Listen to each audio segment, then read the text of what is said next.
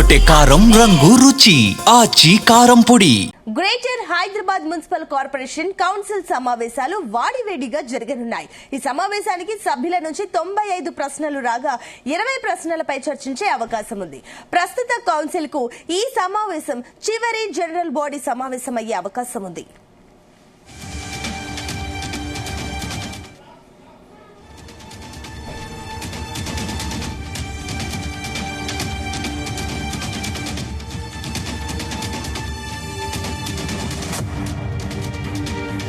వచ్చే ఏడాది ఫిబ్రవరి 10న ప్రస్తుత కౌన్సిల్ పదవీ కాలం ముగియనుంది. అంతలోపు జనవరిలో బడ్జెట్ సమావేశం జరగనుంది. కౌన్సిల్లో అనుసరించాల్సిన వ్యూహంపై బీఆర్ఎస్, బీజేపీ కార్పొరేటర్లకు ఆయా పార్టీ నేతలు దిశానిర్దేశం చేశారు. 5 ఏళ్లలో ఏం పనులు చేశారో చెప్పాలన్న డిమాండ్ తో పాటుగా డివిజన్లలో ఉన్న సమస్యలను లేవనెత్తేందుకు ఇరు పార్టీ కార్పొరేటర్లు సిద్దమయ్యారు.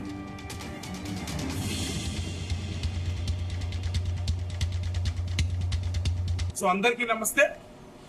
ఈరోజు భాగ్యనగర్ ప్రజలు మా దున్నపోతు గారికి విజ్ఞాపన పత్రాన్ని అందజేస్తా ఉన్నారు. ఎందుకంటే ఈ రాష్ట్ర ప్రభుత్వ అధినేత అయినటువంటి ముఖ్యమంత్రి గారికి ఇచ్చినా, నగర మేయర్ గారికి ఇచ్చినా, ఇంకా పెద్ద పెద్ద అధికారులకు ఇచ్చినా ప్రజా సమస్యలు తీరట్లేదు. కాబట్టి భాగ్యనగర్ ప్రజలందరూ కూడా దున్నపోతు గారికి విజ్ఞాపన పత్రాన్ని సంఖ్యలతో సహా ఇస్తా ఉన్నారు. భారత్ మాతాకి జై.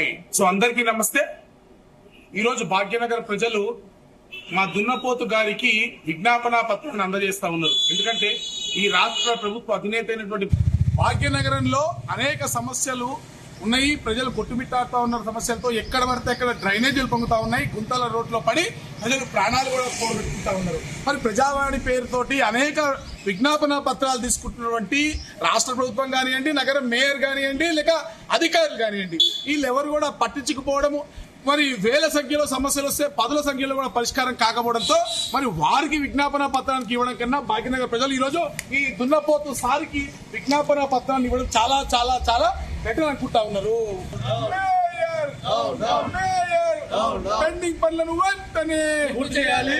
పెండింగ్ పనులను వెంటనే పెండింగ్ పనులను వెంటనే ప్రజా సమస్యలను వెంటనే ప్రజా సమస్యలను వెంటనే ప్రజా సమస్యలను వెంటనే పరిష్కరించాలి. భారతీయ జనతా పార్టీ, భారతీయ జనతా పార్టీ నుంచి ఎన్నో సార్లు మేయర్ గారికి, కమిషనర్ గారికి ఎన్నో వినతి పత్రాలు అందజేశాము. కానీ దున్నపోత మీద వర్షం పడ్డట్టు ఎక్కడా స్పందించలేదు. ఎలాంటి పనులకి కూడా మాకు పరిష్కారం రాలేదు. కాబట్టి ఈసారి మేయర్ గారికి అర్థమవుతుందని చెప్పి జీహెచ్ఎంసీ కౌన్సిల్ ఉన్నందుక ఈ రోజు దున్నపోతు గారిని కూడా మేము తీసుకొని రావడం జరిగింది. దున్నపోతు గారికి కూడా వినతి పత్రాలు అందజేయడం.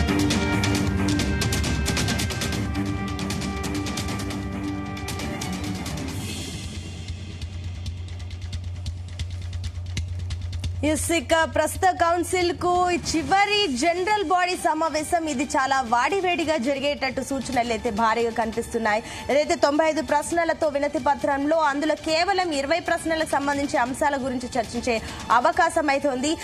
ఇదే అంశానికి సంబంధించి మరిన్ని డీటెయిల్స్ మా కరెస్పాండెంట్ వంశీకృష్ణ అందిస్తారు. వంశీకృష్ణ, ఆల్రెడీ ఏదైతే హీట్ ఎన్విరాన్మెంట్ కనిపిస్తుంది హైదరాబాద్ లో జిహెచ్ఎంసీ కౌన్సిల్ సమావేశానికి సంబంధించి అన్ని పార్టీలు కాస్త ఫైర్ మీద ఉన్నట్టు కనిపిస్తుంది. ఏంటి, ఏ రకంగా ఉండబోతుంది సిచ్యువేషన్? మొత్తం మీద ఈరోజు చాలా హాట్ గా మాత్రం అటు కౌన్సిల్ సమావేశాలు జరగనున్నాయని చెప్పాలి. ఎందుకంటే మరికొన్ని అంటే దాదాపుగా 3 నుంచి 4 నెలల్లో జిహెచ్ఎంసీ ఎన్నికలు ఉండబోతున్నటువంటి నేపథ్యంలో ఇప్పటికే అన్ని పార్టీలు ఏదైతే విపక్షాలన్నీ కూడా అస్త్రశస్త్రాలు సిద్ధం చేశాయని చెప్పాలి.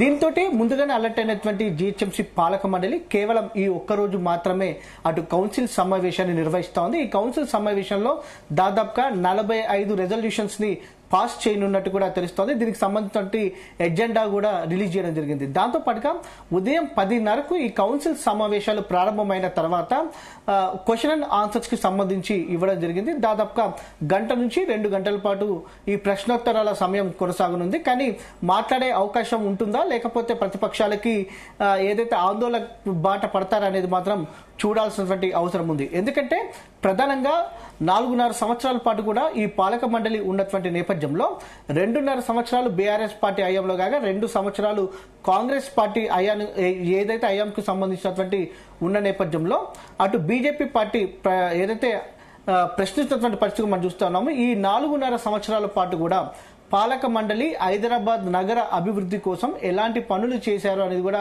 అటు బీజేపీ పార్టీ ప్రశ్నిస్తున్నటువంటి పరిస్థితి కూడా మనకు కనిపిస్తా ఉంది.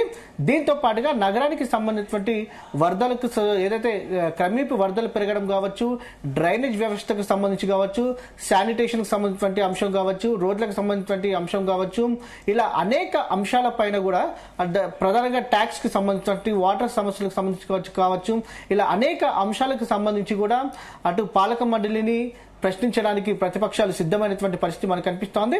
మరోపక్క బీఆర్ఎస్ పార్టీ చూస్తే కూడా ఏదైతే ప్రధానంగా హైడ్రాకు సంబంధించినటువంటి ప్రధాన సమస్యగా లేవనెత్తే అవకాశం ఉంది.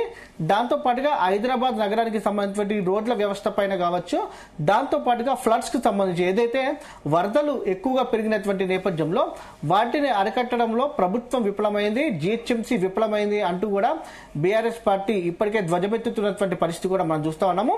నిన్న ఇరు పార్టీలకు సంబంధించి బీజేపీ కావచ్చు, బీఆర్ఎస్ పార్టీకి సంబంధించినటువంటి ఆయా పార్టీల అగ్రనేతలు కార్పొరేటర్లకు దిశానిర్దేశం చేసినటువంటి పరిస్థితి కూడా మనకు కనిపిస్తా ఉంది. ప్రధానంగా ఈ యొక్క కౌన్సిల్ సమావేశంలో అనుసరించాల్సినటువంటి విధానాలపైన, దాంతో పాటుగా ఆందోళన చేయాల్సినటువంటి అంశాలపైన ఆయా పార్టీల అగ్రనేతలు ఇప్పటికే కార్పొరేటర్లకు దిశానిర్దేశం చేసినటువంటి పరిస్థితి కూడా మనకు కనిపిస్తా ఉంది. ప్రధానంగా ఇప్పటికే బీజేపీ పార్టీ కూడా మనం చూస్తా ఉన్నాము.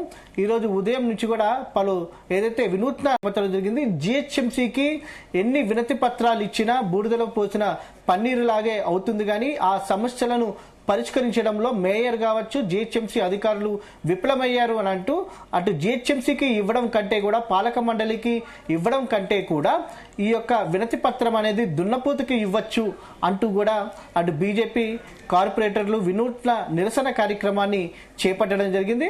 మరోపక్క బీఆర్ఎస్ పార్టీ కార్పొరేటర్లు అందరూ కూడా మాజీ మంత్రి తలసాని శ్రీనివాస్ యాదవ్ నివాసం నుంచి కూడా కాసేపట్లో బయలుదేరి కౌన్సిల్ కి రానున్నారు, ఏదైతే జిహెచ్ఎంసీకి రానున్నారు. ప్రధానంగా విపక్షాల దాటిని తట్టుకోవడానికి అటు పాలక మండలి ఏ విధంగా వ్యవహరించబోతుంది, ప్రధానంగా మేయర్ ఏ విధంగా వ్యవహరించబోతా ఉన్నారు, దాదాపుగా 90 ప్రశ్నల మేర అటు ఏదైతే ప్రధాన విపక్షాలు అటు బీజేపీ కావచ్చు, బీఆర్ఎస్ పార్టీ ఇచ్చినటువంటి నేపథ్యంలో దాదాపుగా 20 ప్రశ్నల వరకు అవకాశం కల్పించే అవకాశం ఉంటుంది. అవి కూడా అవకాశం కల్పిస్తారా లేరా అనేది కూడా మేయర్ విచక్షణ అధికారం మీద ఆధారపడి ఉన్నటువంటి నేపథ్యంలో ఏదైతే ప్రతిపక్షాలకు అవకాశం ఉంటుందో, లేకపోతే ముందుగా ఎజెండా ప్రిపేర్ చేసుకున్నటువంటి నేపథ్యంలో స్టాండింగ్ కమిటీలో నిర్ణయం తీసుకున్నటువంటి నేపథ్యంలో 45 రిజర్వేషన్స్ పైననే ఆ బిల్స్ పాస్ చేయడానికి ప్రాధాన్యత ఇస్తారా అనేది కూడా ఒక ఇంత వేచి చూడాల్సిన అవసరం ఉంది.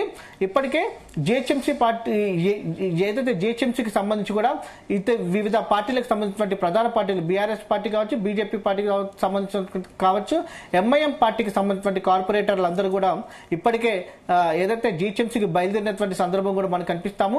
ప్రధాన ఎజెండా మాత్రం బీఆర్ఎస్ పార్టీకి సంబంధించి హైడ్రా అంశం మీద మాత్రం ప్రధానంగా చర్చ జరిగే అవకాశం కనిపిస్తుంది. దీనిపైన ఆందోళన చేసే కార్యక్రమం కూడా మనకు చాలా స్పష్టంగా కనిపిస్తోంది. దాంతో పాటుగా బీజేపీ పార్టీ కూడా ఏదైతే పలు అంశాలపైన ఆందోళన కార్యక్రమాలకి శ్రీకారం చుట్టే అవకాశం కూడా మనకు కనిపిస్తోంది. ఎందుకంటే మరో 3 నుంచి 4 నెలల్లో జిహెచ్ఎంసీ ఎన్నికలు ఉండనటువంటి నేపథ్యంలో బలాబలాలు నిరూపించుకోవడానికి కూడా విపక్షాలు అటు ప్రయత్నం చేసే అవకాశం ఉంది. అది దాంతో పాటుగా ప్రజలను ఆకర్షించే విధంగా ప్రజా సమస్యలపైన హైదరాబాద్ అభివృద్ధి కాంగ్రెస్ ప్రభుత్వం వచ్చినప్పటి నుంచి కుంటుపడుతుందనేది కూడా ప్రధానంగా విపక్షాలు ఆరోపణ చేసినటువంటి నేపథ్యంలో ఒకంత ఈ జిహెచ్ఎంసీ కౌన్సిల్ సమావేశాలు అనేది ఉత్కంఠ నెలకొన్నటువంటి పరిస్థితి కూడా మనకు కనిపిస్తా ఉంది.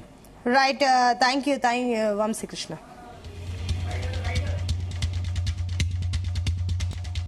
గుమగుమల వంటలే తెరకొట్టే కారం రంగు రుచి ఆచి కారం పొడి.